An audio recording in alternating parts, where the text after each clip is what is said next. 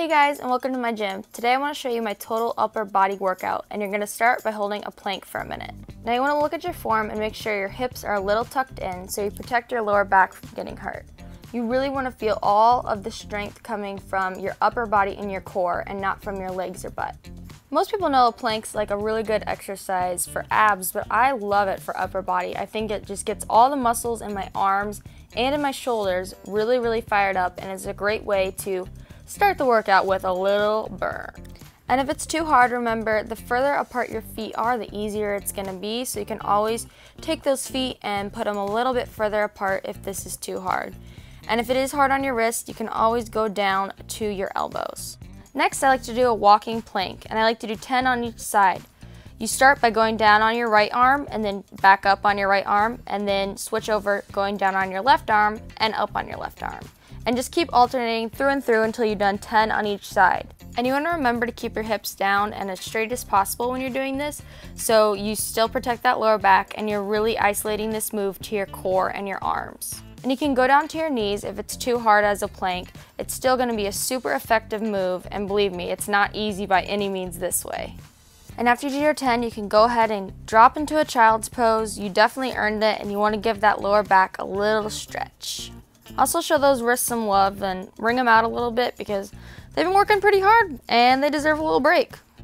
Now you're going to get back into that plank position and do 10 renegade rows on each arm. And it's totally fine if you don't have a weight. You could do this with just your hand and a fist. You're still going to get an effective workout. And I'm sorry if you guys thought we were done in this plank position, but it's one I like to do a lot of my arm moves with because you're also firing up the core, so it's kind of like a 2-for-1.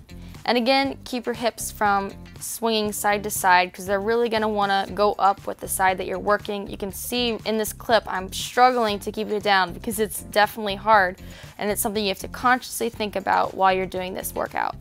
And again, you can totally do this move on your knees. Super effective as well, and it's going to help stabilize your hips a little bit if you're having trouble keeping them from swinging side to side.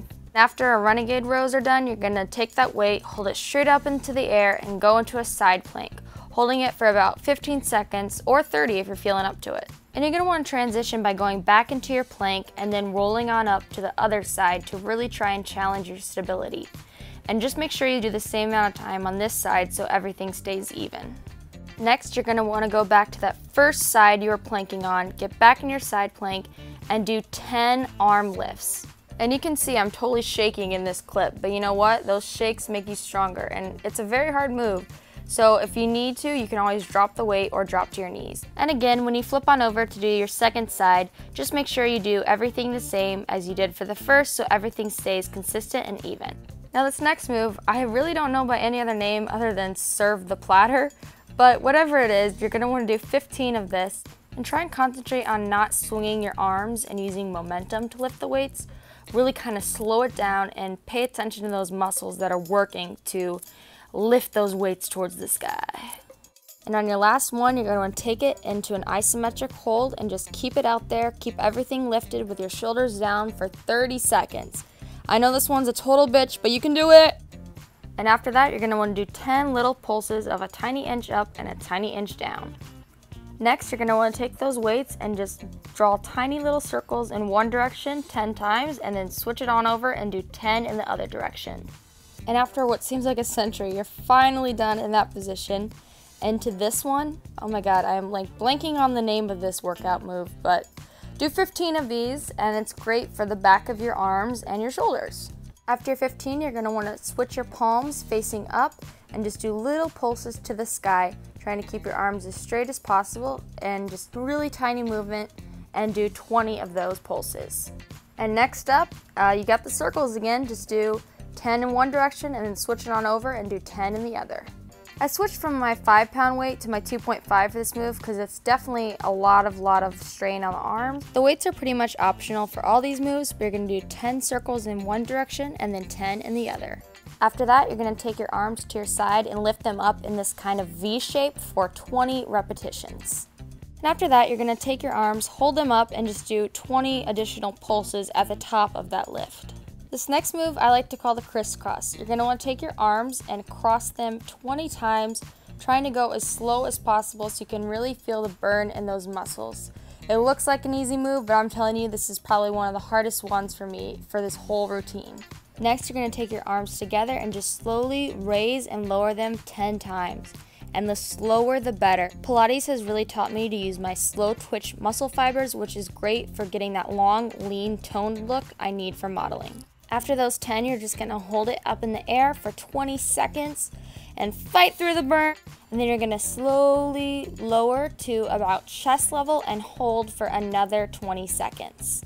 Go ahead and drop those weights and give your shoulders a little shimmy out. Wring out your arms, torque it out a little bit. You worked hard, but we're not done yet. You're gonna do these, what's the name of these? Wow, I really should look up the name of workouts if I'm gonna show them to you guys. But you're gonna do 20 of these like goalpost arm thingies, and it's definitely easier compared to the other stuff, so I switched it up to my heavier weight. And I gotta get my pulsating in, so we're gonna do 20 of those pulses. I swear you guys are probably so sick of pulses at this point, but they really, really work great. And now you're going to do 20 of those bicep curls. Pretty basic move. I always feel like a mixture of Arnold Schwarzenegger and like a random frat boy when I'm doing this one, but nonetheless, it's still effective. Next, you're going to go into this position that's halfway between a plank and a push-up, and you're going to go halfway down, hold for 2 seconds, and then back up. So halfway down and back up 10 times. And you're going to want to transition into a reverse plank and do 15 tricep dips. Now, I'm not very good at this because my flexibility is pretty darn bad, but if you're more flexible than me, you should be able to get down lower. And that is it, y'all. This workout is done. Wipe off that sweat so you don't get a breakout. I always make sure I do that right away. Get some water to rehydrate. But thank you guys so much for watching, and I will catch you on the flip side.